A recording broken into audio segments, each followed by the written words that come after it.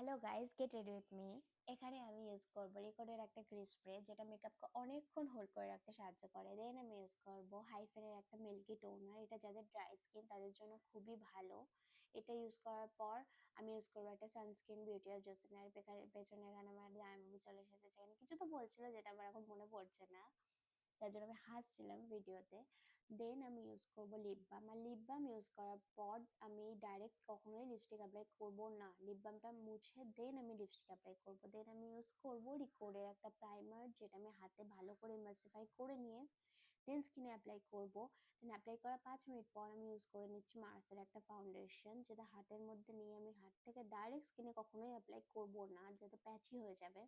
তাই জন্য আমি বিউটি ব্লেন্ডার দিয়ে ফেসে ড্যাব ড্যাব করে ফাউন্ডেশনটা অ্যাপ্লাই করে নিলাম।